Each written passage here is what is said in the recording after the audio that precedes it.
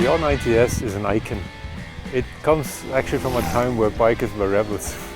It's a cool bike from the 70s, and the bike has a real great soul. It was the first bike which had a designer working on it, and we decided to bring out this old jewel and recut it in a way that nobody expected from BMW Motorrad. We were looking for a partner with the right spirit and knowledge how to build a high-performance bike. And we found him, actually in California.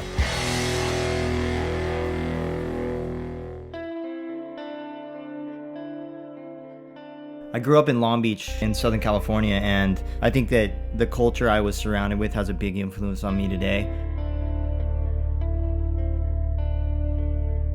Motorcycles are a huge part of my life.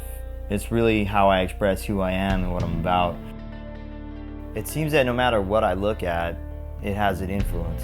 And when BMW approached us to do the R90S homage project, I was really excited about it, but at the same time, I was also very curious as to where we would start and where they wanted us to finish up. I mean, the biggest challenge was we needed to convince Roland Sands to build this bike for us.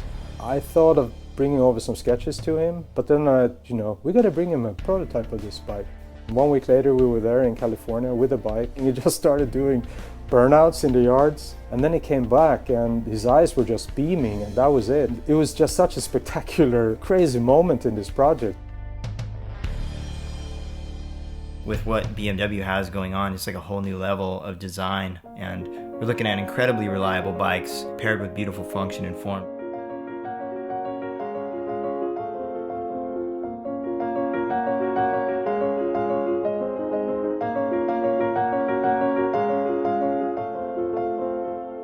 What I really love about motorcycle design is that you get to design every bit and piece of the bike. But that's also the challenging bit, because you got to understand every piece and bit of the motorcycle.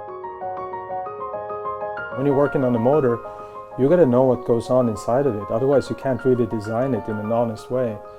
And that's the quality I see within my team.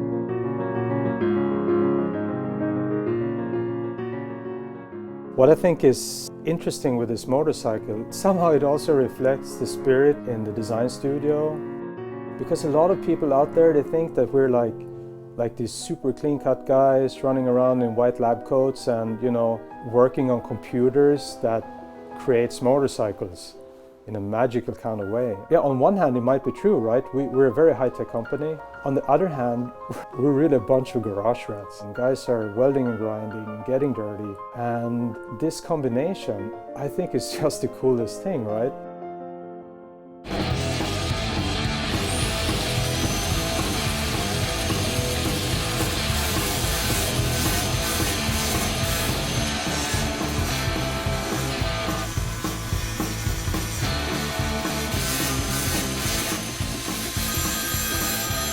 Yeah, hello. Hola, what's happening? Hey, Roland, you sent me a picture of the frame for the instruments. It's such a killer part. We got that part back, man, and it's perfect. Like, it's really lightweight. When people think about BMW, they usually think about precision and function, which is also correct. I mean, we're always at the cutting edge, pushing innovation. That's our thing. But this bike is a bit different. This bike is about heart and soul and garage spirit. This bike is all about emotion. I wasn't expecting it to. What I really like about this bike is that mix between old classic style and new technology. Like, the bodywork is very simple, very clean. It really captures that pureness of the R90S. And then we have all the technology where everything is just littered with the best parts you can get that really speaks high performance. When BMW came to us and said they wanted to do the R90S homage bike, it was a really big project just in general, but we really attacked it from both ends. So it was not only aesthetically correct, but then the fully functional aspect of it as well. All of us had the same vision, which is pretty, I think, unique when you pull people from such different parts of the world together. But I think that it really shows in the end result.